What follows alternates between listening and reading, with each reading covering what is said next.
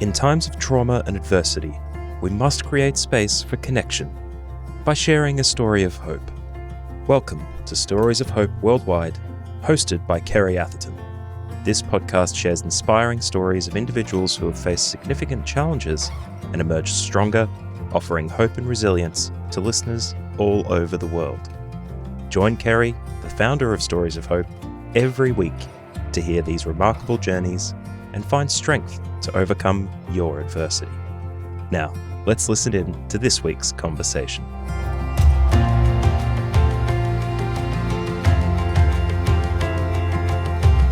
Welcome to another episode of Stories of Hope Worldwide. I'm Kerry Atherton and I'm your host. And today's guest is Paul Beardmore. Paul is a dad who has been through great adversity, but today he's going to be sharing his story of hope and resilience and what keeps him going through hard times. Welcome, Paul. Thanks, Kerry. Good to be back. Great to see you again. So aside from being one of the inspirational speakers that we've had at Stories of Hope and sharing your story in the third book here, Lightbulb Moments Through the Eyes of Men, you're not only an inspirational human, but also a domestic violence advocate. Yep, certainly am. Amongst other things. And look, today I really want to talk about a lot of things that have gone on in your life and a lot of topics that are talked about a lot in the media at the moment and even in government. But Paul, you've been a dad in distress, haven't you? I have, yeah. Through no choice of my own, I don't get to see my two youngest children at all. I have no communication with them. And my son, who's the middle child, he'll be 18 soon, in a few months, but I haven't managed to be able to speak to him for the last 2 years. To me, it's through no fault of the children's either. Yeah. There's a lot of, we'll just call it forces that are suggesting that, I suppose, that they don't have communication with me. And like my son, as we've spoken about, I suppose, in the book, he's got an acquired brain injury. If you look at his cognitive report, you would fully understand that he doesn't make these decisions for himself. You know, even if he stood in front of somebody and said no to being able to ring me, he does not understand what he's saying no to, really, and doesn't understand the consequences of that.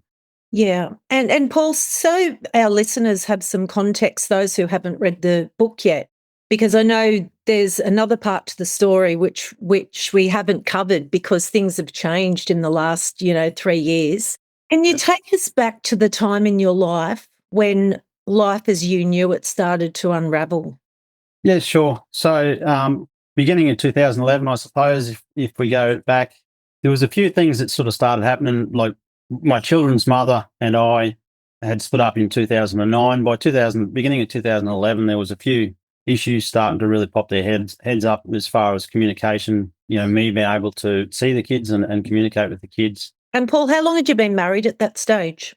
We were only married for 3 or 4 years, I think. Okay, and how old were the kids then? When we split up, my youngest daughter, she was not quite 1. Okay. And my son, he was 2 years old. Right. Yeah, 2 years old. But yeah, so there'd been a few issues with communication and there'd been a few phone calls from private numbers where threats were made, which I later found out, and I proved it in court that it was her new boyfriend. Okay. I actually subpoenaed his phone records when I went to court. I mean, there was 27 phone calls from him to me, middle of the night, and I'd never, ever met this bloke. I wouldn't have known him if I'd walked past him in the street, so he had no reason to ring me. And I had the kids for Easter. Not long after Easter, there was an accusation from my ex that my son had said that I'd hit him. I've never hit my kids ever.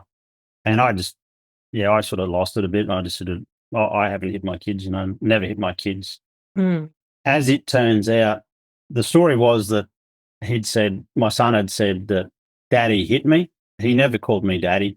He called me Dad. Like he'd never used the term Daddy or the word Daddy, which I was always a bit suspicious of. But anyway, so we went back and forward, and then my ex put a domestic violence order against me. It was a interim order that she got put on me. And in that application, she had actually listed that I'd had access to guns and I was known to carry a knife around, all of which were lies. I don't have access to guns at all. I haven't touched a gun for, when I was young and I was working on cattle stations, we used to shoot animals and all the rest of it, but that was a very long time ago, and I haven't touched a gun since. So I don't have access to guns. But as my solicitor said to me, that was the reason they put the interim order against me. They said that the judge doesn't have an option once they do that. Because of the accusation that you had a gun. Correct. Right. Anyway, I was devastated. I thought, I'm not that person, and I sort of struggled to even tell people that I'd had a domestic violence order put against me.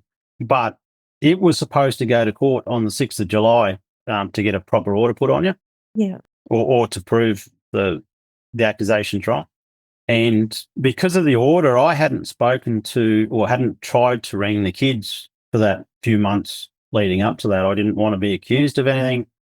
So I completely, like my solicitor had said to me, she said, "You are allowed to ring your kids." And I said, "Well, yeah, I know, but I've got to ring her to ring my kids because they were too young, to have their own phones." Anyway, on the 6th of July in 2011, it was, I don't know, about 8:30 in the morning, I got a phone call from my ex. I nearly wasn't going to answer it because I thought, what does she want? It's just trouble, whatever she's going to say. And I nearly wasn't going to answer it. But when I did, she said to me, "There's been an accident. Our son's in a rescue helicopter on his way to Brisbane." And in that same conversation, she said, "Oh, by the way, we've moved. We don't live in Bundaberg anymore. We moved to Oakey." I had no idea that they'd moved at all, and moved to a farm near Oakey that never had mobile phone service, or apparently didn't have any internet. So they were very isolated in that respect. Not like it's Oakey, it's not far from town, but still isolated in that respect. The story went that Lane was kicked in the head by a cow. I still today believe that that's not what happened. There was numerous reasons why I believe that, but he sustained massive head injuries, and it was pretty touch and go at the time. The doctors told us very early on that they thought that he would never walk again. He'd never talk. He's going to be tube fed.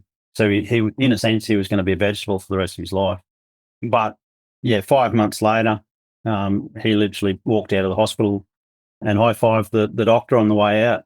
He got to a point where in a wheelchair, we'd push him down to rehab every day. This one doctor who was a neurosurgeon, he used to walk past him and high-five him every time he'd walk past. Oh, wow. So yeah, as he walked out, he's high-fived this doctor and said, "See you later, mate," as he walked out, So that was a very proud moment. But yeah, like I say, I still today don't believe the official story. I really struggled with the police to get the police to go and investigate because they hadn't. And, I had numerous arguments with the police to a point that I actually drove from Brisbane to Toowoomba to front the police, and they did not want to investigate it. Even when I did go and front them, there was a lady detective there. When I got there, she said, "So what did you really hope to achieve by coming here today?" "Well, I want you to investigate my son's accident." So yeah, and I've still got the letter now. I got a letter from the police inspector from Toowoomba to say we're not investigating anymore. Stop it, because I wrote numerous letters to them and rang them, and they wouldn't do it.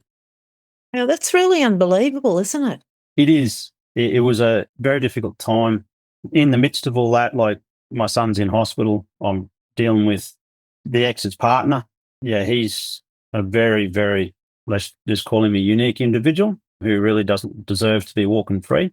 He, at one stage out the front of the Royal Children's Hospital in Brisbane, he actually grabbed me and sort of threw me into a sign. And I thought to myself, because we're right at the front entrance of the Royal Children's Hospital, and I thought to myself, I've got him, because I'd been trying to keep him away from my son. Mm. And he was at the hospital at all different hours of the day and night. It was a bit creepy, actually. But yeah, he threw me into the sign, and I thought, I've got him. There's got to be cameras everywhere here with the, being where it is. And I rang my solicitor, and she said, "Yep, that's all you need. Go and put an assault charge against him." No cameras there. Not one. Oh, what? I could not believe it. The place where you would think there would be cameras outside a hospital. Absolutely. That's what and I was thinking it's a children's hospital, surely there's cameras there. Apparently there was one that was looking at the front door, and that was it. But anyway, yeah, there was numerous different things that happened at the time, like I remember one day my sister and I had taken my son down in a wheelchair down to the cafe just to get him outside. And we were sitting there, and my ex had rung me 2 or 3 times. I'd ignored it a couple of times, and she just kept ringing, and I thought, I've got to answer this. And when I answered it, she said to me, because she was staying at the parents' lodge at the hospital. Yeah. And she said, you've got to come and get your daughter. I've called the police. She doesn't need to see this. From what I understand, the boyfriend was getting quite violent. And I have been told by my ex-brother-in-law that he'd actually picked my daughter up by the hair and flung her across the room. Anyway, at the time, I said to my sister, I said, you take my son. I'm going to get my daughter. And she'd actually said to me, she said, no, because you're guaranteed you'll end up in a punch-up with him. She said, I'm going. So I rang hospital security as well to go with her. But somehow he talked his way back in the next day. The police removed him. Next day he was back there. Gosh, that's injustices. Yeah, it was a horrible experience. He actually, my son got out of hospital on, it was around December, beginning of December, end of November, beginning of December, I think it was. And just before Christmas, he had assaulted my ex and her brother, fairly viciously, done a bit of damage to her brother, and ended up in jail over it. Yeah, so he proven to be violent. I still believe that my son wasn't kicked in the head by a cow. Yeah, and I know you've mentioned that in the book too. Yeah, absolutely. I'll go to my grave saying that. There's numerous reasons why I said that at the time. And one of those was, I had a lot of experience with cattle. I've worked with cattle throughout my life. I've been a head stockman when I was younger. So I had a lot of experience with cattle, and I know how they react, I suppose. And the fact that he was trying to say that a cow had kicked him in the head, I said, well, cattle don't jump and kick to start with. They kick down. So, yeah, I brought that up with the police. I actually had one detective told me, he said, it's a farm, mate. He said, accidents happen on farms. No, don't. And he was a detective in child protection. I had child safety, who I had absolutely nothing good to say about. I had actually rung them a couple of times before the accident over my suspicions, and they did nothing, absolutely nothing. After he got hurt, I rang them that day. Still nothing happened. And then at one stage, I had a lady from child safety had actually threatened to have me arrested because I wasn't protecting my children. Oh, what? Yeah. Gosh. So I had absolutely nothing to say, nothing good to say about them. Paul, we've got a lot more to talk about yet because, unfortunately, you go through just so much more adversity after this one shocking event. But at that time, for anyone that's listening and is going through what they feel is real injustice, how did you cope with the anger? What helped you through that time? Look, it's a good question. I honestly believe, and I said it in the book, that, Lane's smile got me through. With everything that he'd been through, and he'd been through a lot, he was always happy and he always smiled. And, one of the comments that Mum always made, because Mum was there, throughout nearly all of the rehab, the only time she says that she ever heard him complain, while he was going through rehab, and they had to literally teach him everything again. They had to teach him how to go to the toilet, how to reach out for things, everything, walk, the whole lot. She said the only time she ever heard him complain was one time they put something out in front of him and he had to reach out and grab it. And they'd say, get him to reach out with his left hand or his right hand and grab it. And she said he was struggling to get his arm to move properly, to where he wanted to do it. Yeah. And she said, he's piped up. He said, come on, silly, you can do it. Oh. The only time she ever even heard him slightly complain. Oh. So I always figured that with what he's been through, he can still smile, and he's still, he lights up any room that he's been in. I tell people that 2 years ago, my partner and I went to the Big Red Bash out of Birdsville. And of course, everyone gets up on the sand dune there, and they all slide down on boogie boards and everything down the sand and have a bit of fun. So there's a lot of people, like 11,000 people go to it, or to that one. We'd be walking around camp, and there'd just be random ladies yelling out, "Hello, Lane, how you going, mate?" I'm going, how the hell do you know them? Yeah. One day we were up on top of the sand dune, and there was a lady, I couldn't quite even see her face. She's yelling out, "Lane, how you going, mate?" Oh, yeah. How do you know all these people? So he's always stops to talk to people, and everybody knows him. So I just figured that, if he can go through that and still smile, then, I probably don't have much to complain about. Wow. And I've met Lane, and Yeah. I totally get what you're saying. Yeah. His style was just so infectious, and he was such a caring, compassionate individual, and he was young. Like, how old was he when I met him? He was about 10 or 12 or something. Yeah, he might have been around that. Yeah. Yeah. Yeah. And I just saw the connection that you and him had, and it was just such an incredible bond. Yeah. And I just know how much you love him. We've always been close. I've probably been a little bit too protective of him. I know I get a little bit overprotective, but he's good. We've had some really good adventures.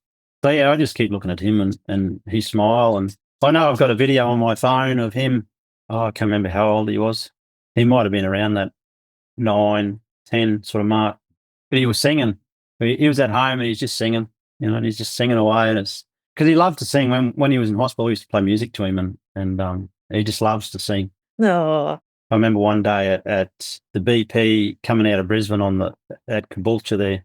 We were in there and it was school holiday time. It was packed, and a song came over the radio, and he actually said to me, "Come on, Dad, dance with me." And I'm thinking, mate, we're standing in the middle of a road house and there's Dads don't do that. We don't get up in public. So that's the way he's always been. And I just think, that's a, I don't have much to complain about when I look at him. Yeah. And I know that it's difficult for you to talk about at the moment, because we'll jump back to what happened next after Lane's accident. And I know that you've been going through some more heartache to do with Lane since. I really appreciate you being, so open, and vulnerably sharing with us when I know this is a really hard time for you. But after Lane's accident, it was only a year and a bit. 18 months, yeah. 18 months afterwards. And you and your then wife suffered another horrific blow. Yeah, so 18 months later, my stepdaughter was murdered. Yeah, it's something you sort of don't really like. And the way we found out is I mean, you can't sort of hold the police against it. They've got to tell you somehow. But it was like 4 o'clock in the morning. There's a really loud banging on the front door. And when we went down there, there was 2 detectives and 3 uniformed police there. And they just saying, "Let us in." I was, "What's the problem?" And they said, "Well, just let us in." When we let them in, the detective said to us, "Sit down there on the lounge chair." And the uniform police went upstairs and sort of searched the house. But they explained it later on, but at the time, it was quite confronting, because they said that they knew that that's where Shandy lived. And they said quite often, or more often than not, when people are murdered, it's by somebody that they know. Right. So they just had to make sure that there was nobody else in the house. So they said, they need to be cautious when they approach that sort of situation. Understood it later on, but at the time it was very horrifically for you in the instance when they turned up like that, though. Yeah, absolutely. And initially all they sort of said was there'd been an incident. They believed she'd passed away. An incident down the road, they said. What we didn't realise was down the road was like 60 metres. It was not very far at all. It's literally just a couple of houses down.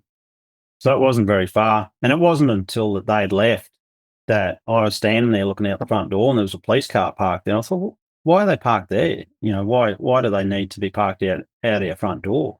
But it was then that I realised that they were blocking the road, because it was right there where she died. Oh, right. Yeah. But she was stabbed to death 23 times, or 23 wounds.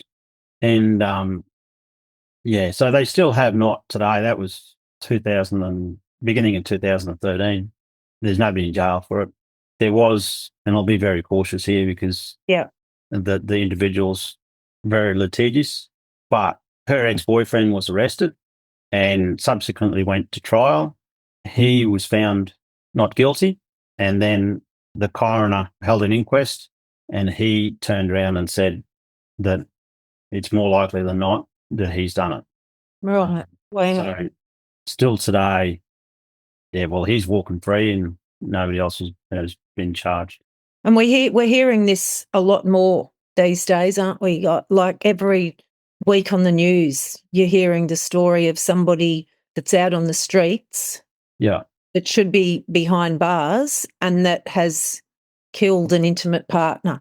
We're just hearing it so often. I feel like the justice system is really failing. Yeah, 100%.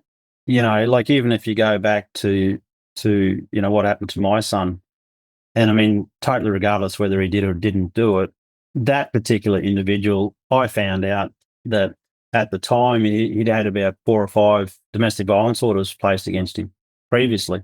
Wow. So he was not a nice individual. Mm. And these people are just walking around, around the streets freely. I just think it's crazy. So you can't understand it, can you? No, Back out on the street after committing a violent act towards someone. They shouldn't be out on bail. exactly right. Exactly right. But they seem to keep letting them out. It's just madness, I think. Well, was there any signs, and like you said, we'll be careful of the way we talk about this Yep. because we don't want any repercussions from individuals. Were there any signs that you or your wife saw? Coercive control or any other forms of violence prior to that act or anything like that? Any warning signs at all? Look, when we look back, Mm. there was things that had happened that we sort of started joining the dots, I suppose. But at the time, there was not much that we thought of anyway, at the time. As parents, did you have a bad feeling about this individual when she started dating him? Yes. Okay. Yeah. Yeah. There was just something was just not right. Yeah. Yeah, I think looking back, I think you do need to trust your instincts. Even if I go back to what happened to my son, like prior to him getting hurt, I'd rung the police, I'd rung child safety. If I look back and be honest with myself, I think I had opportunities there where I could have, I suppose, taken the kids and not, got them away from there because there was no court orders at the time. Oh, okay. But I didn't believe that I could, and I believed that if I did that, I'd end up with the police knocking on my door. Whereas I found out later on that that was not the case. And I think you just need to trust your gut instincts, and you need to do what you can to prevent your kids from being exposed to anything like that, regardless of how old they are. Like Sandy was 23. We thought she was right, and we thought she was, I suppose, growing up and all the rest of it. And yeah, and it's a great point. And I think one of the messages I'd like to get out there today is for any younger people that are entering relationships to really listen to this, because I was 18 and I got involved in a domestically abusive relationship. I got out the day that he put his hand up to hit me across the head, but there'd been many other warning signs that when I look back. And the first one was when he told my mum to go and get effed in the first week that we were together. But of course, with this controlling, manipulative, narcissistic behaviour, he talked his way around that one. And I desperately tried to get my mum and dad, to forgive him and give him a second chance because he was a recovering alcoholic and he was a sick person who was getting well and, really was a great guy. But I think nobody can really, when you're vulnerable and you get caught up with these narcissists, you can't really see the truth. But who can see the truth is the people that are closest to you. I totally agree.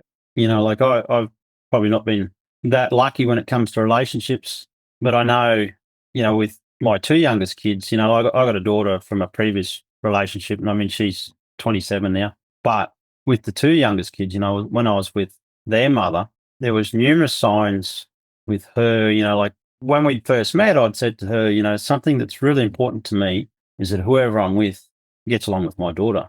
I said, that's very important to me. Yeah. And the first time she met her, it all seemed great, and she played with her and she did all these things. And then gradually it just got worse and got worse. And when you bring up the issues, that it was all about you. It was all your fault. My daughter would bring up, And it wasn't, you never got, how is she? How's she going? Anything like that. It was just, what'd she want? And that was how it was. And when she did come over, just treated her like dirt, which in the end was why we split up, because she had treated her like dirt. Yeah, it just, I don't know. I kept making excuses as well, which is what you do, I think. I think you try and justify what's happened. And it got to a point where I'd had enough as well. But you're right with what you say, you don't necessarily see it. I didn't see it, so I really think it's something that it doesn't matter whether you're male or you're female or what the situation is. I think you need to listen to those around you and you need to listen to your gut as well. Yeah, 100%. I know I had a psychologist that I went and saw. He said to me straight up, he said, Paul, he said, you're just not listening to it. And I said, what do you mean? He said, the signs are there. He said, everything you've told me, he said, the signs were there right at the start. Yeah. He said, you just didn't listen to what was happening around you. I said, well, you're probably right. And when I said to him, you're probably right, he said, no, I'm right. Okay. Yeah. People that I've worked with that have been in these abusive, controlling, narcissistic relationships, the narcissist presents such a perfect, persona, treats the other person, the partner, like, the queen or the king, and love bombs. And then the true narcissist starts to come out. But the person that once entered that relationship is continually trying to seek the person that they first met, thinking, oh, they're just having a bad patch, they'll change. I'll see the real person come back out again. But the real person is the one that's starting to emerge as the abusive one. That's right. And they do, they do come across really sweet, and, they can be like that split personality. And yeah, it's odd. We were talking about it not so long ago, actually. And I remember as we were splitting up, I brought up the whole thing about how my daughter's been treated and all the rest of it. And then one day my daughter rang. Anyway, when I got off the phone, the ex said to me, oh, so how's she going? I said, no, don't. You're not genuine. By that stage I'd had enough, but I said, yeah, no, don't. You're not genuine. You've never asked that before. Don't start now, because all you're trying to do is trying to make it look like you can be that person. But anyway, ironically now, like, especially with my youngest daughter's been raised now to believe that dad never wanted her, dad didn't want to know her, and doesn't love her. So she wants nothing to do with me, which, like, I fought for years, against the narcissist through the courts and all the rest of it. But like you say, they know how to be sweet. You turn up to court and then they say, oh, Your Honour, I'm really sorry. This is probably not really how it should be, and make it out like they want to do things differently. Yeah. And then they walk outside laughing at you. So, yeah, I got to a point where I don't know. I got to that point that there's just nothing more I can do. Yeah, and you've suffered another real blow, haven't you? And we're talking about parental alienation now. That's it. Yeah. And so many dads out there that I talk to day in and day out that are going through this. There are mothers that are going through this as well, but I mainly hear about it in my industry from dads. And there are actually surprisingly a large number of women who go through it as well. Yeah. And I know when I first sort of started, because I started doing some homework, Glad we're talking about this because everyone needs to hear this. Yeah, absolutely. And I started doing some homework and then bit of research and whatnot. And initially I thought, this is just something that mothers do to fathers. But the more I researched, I realised that it's not. It's from both sides. Yeah. There's men that do it to women and there's women that do it to men. And the sad thing about it is that from my end, sure, I suffer, and because I've got no way of being able to well, my youngest daughter, I do have a phone number for her, but she doesn't answer it, or very rarely. And when she does, it's a nasty reply. But, I suffer because I don't get to spend that time with the children. But what's worse is that the children suffer. A lot of them will suffer in silence because, they grow up with depression. They grow up with, all these ailments, mental health problems that's as a result of not having either a mother or a father in their lives and not being able to see the rest of their family. Yeah. it's a sad thing that's going on. And so the situation for you now is the latest that you can't see Lane. Obviously, he sustained the injuries and has the emotional capacity of a 5-year-old. But yeah, what transpired there, Paul? Oh, it was around his 17th birthday. It actually started before that. I would ring to speak to him because I would have to ring her number. I'd ring to speak to him. So did she, just so we're clear, did she have full custody or you had shared custody? We had shared parental responsibilities. Okay, right. So she had them all the time, but they would come to me one weekend a month. But your daughter wouldn't, would she? She wouldn't until she was 8 years old. Oh, okay. All right. But then Lane would come and see you. Yeah, and he continued right through until pretty much his 17th birthday. Okay, yeah. But it started with phone calls. They wouldn't get returned, or they would get returned, like at 3 o'clock when I was busy. And I'd kept saying, I would continue to say to her, can you call me after 5? Because there's a lot of times I can't answer the phone, or I'm on a Zoom call or something like that. So I just couldn't answer. Yeah. And I would ring, say I'd ring today. Well, tomorrow that call was never answered, and then it'd be returned at 3 o'clock. And if I was able to answer it, he'd be sitting in the car beside her. So he was never free just to talk. And quite often, there'd be comments in the background about things that we were talking about. She'd be making comments and stuff like that, nasty little comments, So he never felt free to talk. Anyway, and then by his 17th birthday, because we live 5 hours apart, and the court orders had actually said that we had to meet halfway and do a changeover. And it also said that if she couldn't come to that changeover point and I had to go down there to pick the kids up, then she would have to come up here to pick them up. Anyway, so I'd gone and picked him up, gone right down to her place or her town to pick him up.